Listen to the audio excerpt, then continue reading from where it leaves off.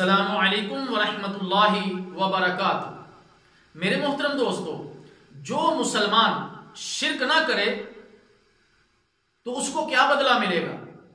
سیدنا ابو ذر رضی اللہ تعالی عنہ سے روایت ہے کہ رسول اللہ صلی اللہ علیہ وسلم نے فرمایا کہ اللہ تعالی جل شانہ فرماتا ہے، جو شخص مجھ سے زمین بھر کر گناہوں کے ساتھ ملے گا اس حال میں کہ وہ میرے ساتھ کسی کو شریک نہ ٹھہراتا ہو، تو میں اس کے گناہوں کے برابر بخشش لے کر اس سے ملوں گا۔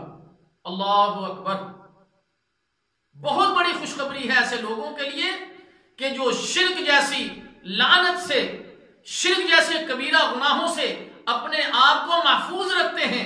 میرے محترم دوستو، جو شخص شرک نہیں کرتا، گناہ اس نے بہت کیے ہیں، انشاءاللہ تعالی اللہ تعالی جل شانہ اس کے وہ گناہوں کو معاف کر دیں گے۔ لیکن شرک اتنا بڑا جرم ہے، اتنا کبیح جرم ہے، اتنا گندا اور غلیظ جرم ہے کہ اللہ تعالیٰ جل شانہ شرک والے کو معاف نہیں کرے گا۔